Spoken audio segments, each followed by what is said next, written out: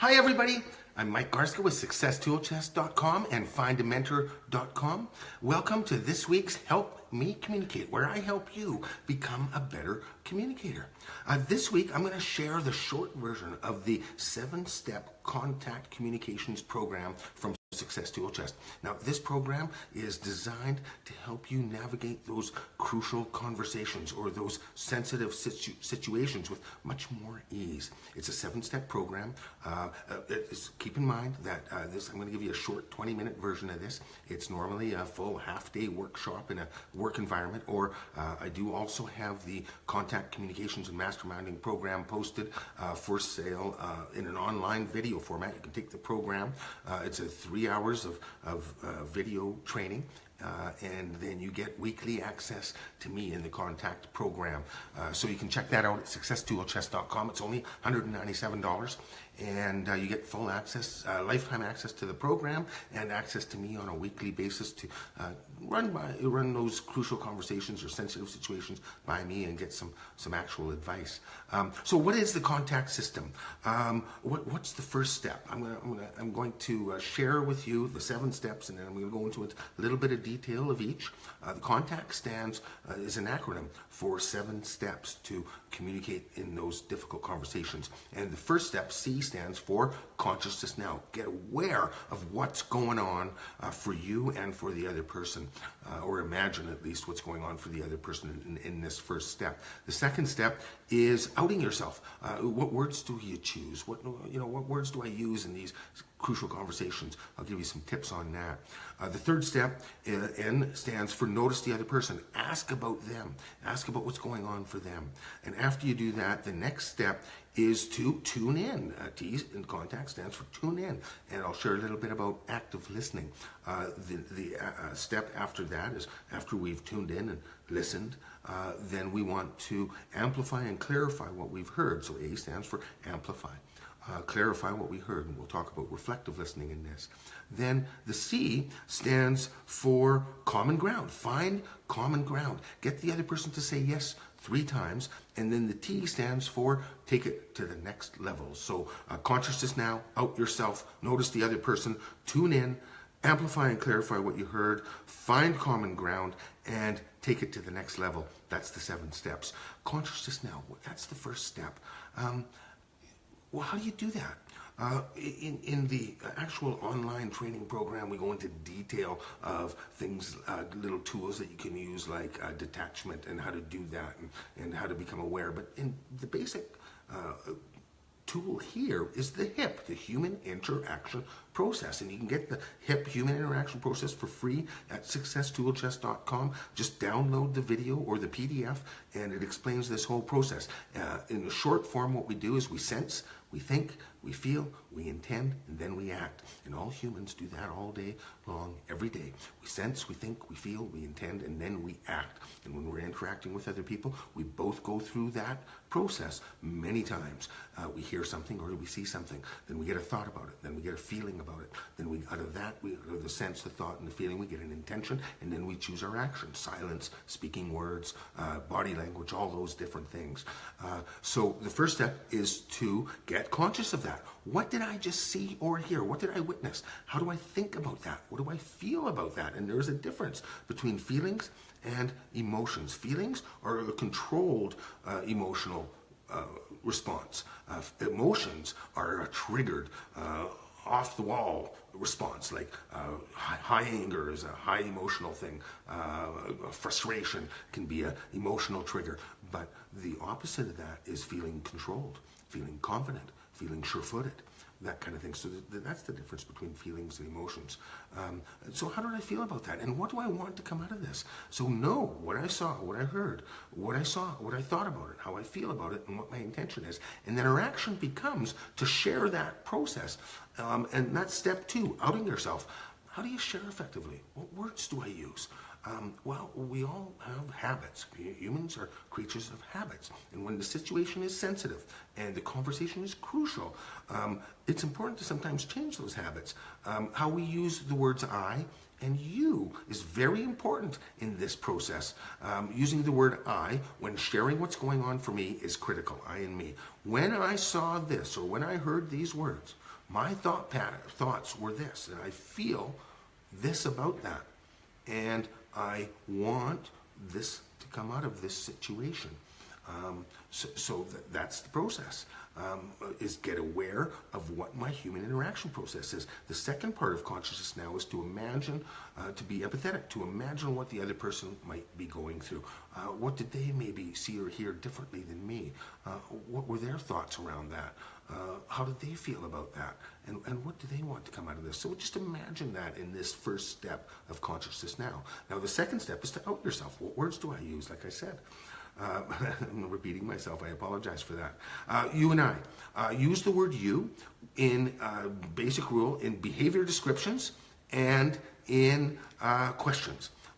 Use the word I when sharing what's going on for me. So what I heard you say were these words. When I heard those words, I felt this. When I saw and thought this, then I felt these things, then what I want to come out of this is this, or what my intention is. If we speak those words, what my intention is this. Then the next step of the contact system, and in the long video training, I go over phrases and words to avoid. Some of the words to avoid are absolute words like always and everyone and no one or never. And we replace those with softer words like few, rarely, sometimes, often, most, many, those kind of things. And the reason for that is because when we're using the words, the absolute words like everyone, in fact, what we're doing is we're lying, because not everyone processes the same information as us. Everybody's human interaction process is as unique as their DNA. We have 7 billion people on the planet and 7 different human interaction processes. So to assume that the same situation and same words and same visions trigger in another person the same thoughts, feelings, and intentions as me is unrealistic. So to use the word always is actually a lie. Most people respond like this in my experience, or very few people respond like this in my experience. Not no one, not everyone. And when we're using the words everyone and no one, or all, or no, or all the time, or those kind of words, what we're doing is we're putting people on the defensive because they might be feeling those things. So we avoid those words. Those absolute words. The other things to avoid in expressing ourselves and outing ourselves in the second step is name calling and negative labeling and negative name calling. That puts people on the defensive and it shuts down the conversation. Another part of outing yourself is body language. It's very important. If I'm talking to people like this, all closed off, they respond with closing off. I don't appear open. So it's important to have open body language, to have some soft eye contact, not hard eye contact, staring at a guy, but soft eye contact, and smile sometimes. Smiling shows that we're open. Having said that, smiling can also show that we're being negative or kind of making fun of the other person. So you got to be careful with the smiling part, but open body language, lean forward a little bit, those kind of things. So that's how you out yourself, using I to express your human interaction process, using the word you in questions and behavior descriptions only. I saw you do this. I heard you say that. Very, very important parts of outing yourself. There's one other thing in outing yourself that's very important. That's how you share your feelings. Feelings are best shared in 3-word statements. I feel frustrated. I feel angry. I feel excited. I feel confident. If I use the word I think confident, it doesn't make sense. If I use the words like or that in a feeling statement, I'm often actually stating a thought. I feel like you're being unfair. It's not a feeling statement. I think you're being unfair works in that. So if you can, when you're using the word like and that, and you can insert the word think into that statement and it fits, then it's not a feeling statement, it's a thought statement. So general rule of thumb, avoid like and that when making feeling statements. State feelings in 3-word sentences. And then you know that you're accurate. And stating feelings is really important because it's a common ground connector. I'll explain that in step 6. What if things go off track? Often when we share, when we out ourselves, things immediately go off track. Well, the first thing you do when things go off track is ask the other person what's going on. Step 3 in the contact system is to notice the other person. After outing yourself and after getting conscious of what's going on. So notice the other person by asking what's going on for them. And you use that same technique anytime the conversation goes off track and gets crazy. Stop and notice the other person and ask, what did you hear? What words did you hear? How did you think about that? What did you feel about that situation?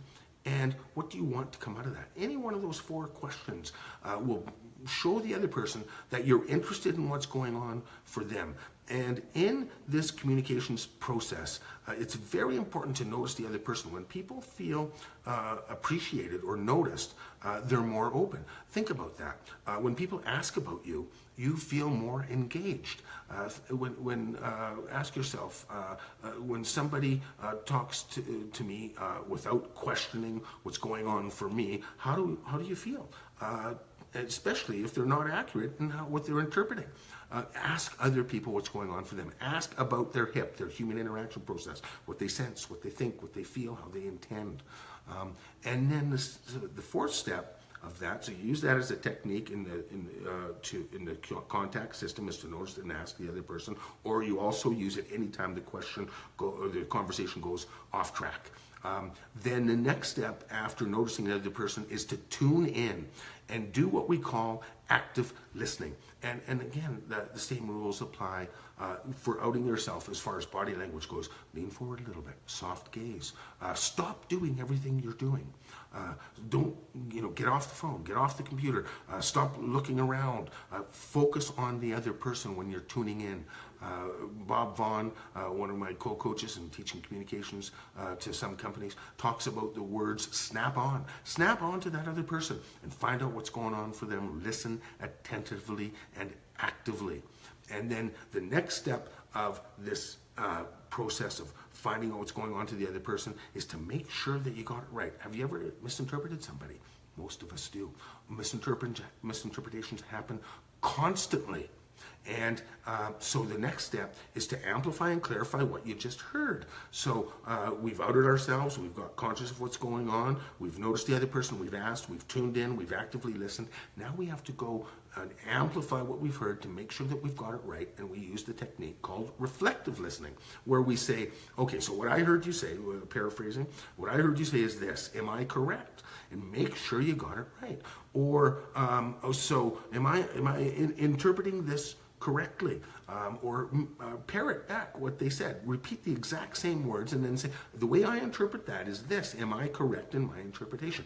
Make sure you get that interpretation right. So amplify and clarify and reflectively listen and get it right. That's the next step of the contact system. The 6th step, now that we know what's going on for the other person, we're clear on that. They're clear on what's going on with us. We've gone back and forth and amplifying and clarifying. We've noticed the other person. We've shared our human interaction process. Now the next step is to find common ground. And how do you do that? Well, in this part of the 6th step of this contact system and finding common ground, we want to get the other person to say yes a minimum of 3 times, and that gets us both in this positive frame of mind. And so you do that by throughout the process by clarifying their human interaction process. And that amplifying and clarifying part, you're actually finding out what's going on to the other person to make sure you got it right. So what I'm hearing I'm seeing that you saw, I'm hearing that you saw these things or heard these words. Am I correct? And they say yes. And you say, and you felt this about that situation. Am I correct? Yes. And it is easier to find that common ground with identifying what you witnessed, what you saw, what you heard them say, making sure you get it right.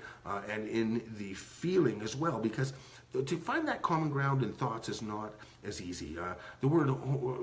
People interpret words differently depending on their life experience. For example, the word home, to to a person who's been brought up in a loving environment will trigger feelings of happiness or support or appreciation and good feelings and positive thoughts. Whereas the word home to somebody that's brought up in an atmosphere where they've been abused and in many ways might trigger thoughts and negative thoughts and feelings of frustration or anger or that kind of stuff. So it's really important that we understand that people don't always respond the same as us. Having said that, whatever the feeling people have, we can relate to the feeling. There's a finite number of feelings. I can put all the feelings that people feel on a page or two. The thoughts that people think, we can't even put on the internet. There's so many of them, they don't even all get on the internet. So the database is way too big. But we can easily find common ground by relating to a person's emotion or their feeling. Oh, so you felt angry about this, and I know what it feels to feel angry about that. And so, okay, we get the person nodding. And so I understand that, and we get them nodding, and they get a sense of appreciation when a person feels like somebody else understands them. Sometimes they might think, well, you can't understand me, you haven't gone through this. You say, no, I haven't gone through that, but I felt this feeling in this situation, so I know what it feels like to feel angry or frustrated. And you find that common ground, and you get them saying yes. The other place to find common ground easily is in intentions. Intentions are, all people are basically good. In a work environment or even in a personal environment, people want peace of mind. People have basic human needs, and we all want the same positive thing. In the contact program, we give you a full sheet of humans' needs and intentions, a full list of those things. People have a basic need for connection, which means they have a need for acceptance or appreciation or a sense of belonging or a sense of cooperation. All these basic needs and intentions are in all of us. And when we're looking for common ground, we want to focus on those needs and intentions. People have a need for safety and security. People have a need for physical well-being, for honesty and authenticity. And when we're sharing our human interaction process and asking about people's human interaction process, we're being authentic and honest. And we're tuning into people's sense or need for meaning and awareness. And so when we're using that human interaction process, it's easier to tune in to people's basic human needs and intentions. And in this finding common ground, that's what we explore, and that's why we provide you that full list. I've actually posted it as a blog post on success2ochess.com. You can get the entire human needs and connections list. So that's all available to you, and you get the person to say yes 3 times by exploring their hip. The 7th step in the contact system is to take it to the next level. So in discovering that common ground and getting the person to say yes 3 times, it makes it easy to find a solution to moving forward and finding agreement to moving forward. We get clear on each other's intention, and when we do that, we find out that people want to move forward, because that's basic human needs. And we find agreement. So here's how we're going to handle this situation. So to take it to the next level, you simply record that agreement. So we've agreed to, and sometimes the conversation isn't finished or it gets cut off, so you agree to talk about it further. So you record that. If you've agreed to the specific resolution for the conflict or the sensitive situation, then you record that as well. Put it in an email or a text and just send it off quickly. We agreed to not talk about this further, or we've agreed to talk about this next time, or we've agreed to process and progress in this format. You're going to do this, I'm going to do this. Put it in a short text and send it off. When we write these things down and we both agree to it and we see it in writing, it takes it to another level of interaction or another level of commitment. And so that's what you do. So makes it easier, and most people follow through when they see the confirmation in a text or an email. So back to the 7 steps. Get conscious now. Explore your hip. Imagine what the other person's hip is. Step 2 is out yourself. Use the words I properly. Use the words you in questions and behavior descriptions. Describe your feelings in 3-word statements. Avoid the absolute statements like always and everyone and no one. Avoid negative labeling and name calling. And use open body language. Then the third step is to notice the other person, ask about their human interaction process. The fourth step then is to tune in and actively listen and snap on and listen to what they're saying. Stop doing what you're doing. Turn off the internal chatter. The next step is to amplify and clarify it. Use reflective listening. Make sure you're interpreting what the other person's going on for the other person correctly. And then when you do that, you know what's going on for you, they know what's going on for you, you know what's going on for them, they understand what's going on for them, everything is clear. It's easier to find common ground and get the 3 yeses by simply repeating back their human interaction process. Get them nodding yes. And then in that, you explore the intentions and what each person wants. And that's where you find the solution, in the exploration of the intentions. And once you find that solution, you take it to the next level by simply recording it down after you agree to what you're going to do next. That's the contact system. It's a simple process. It's a lot easier to talk about than it is to do when those emotions are high. One other quick tip, when emotions are high, take a break. Stop the conversation. Wait till you're calm. What people do when our emotions go crazy up here, our ability to reason dives just as much as our emotion goes up, and we say and do things that we wouldn't normally do. So make sure your emotions are in a calm state. Actually, we call those feelings. Emotions are triggers that spike. Feelings are controlled emotion, like confidence, like sure-footedness, like love. They're focused emotion. So you can switch triggered emotions into controlled feelings with practice. So take your time doing that. And that's your tips for the contact system. The full 3-hour online training is available at success2hs.com. It's only $197.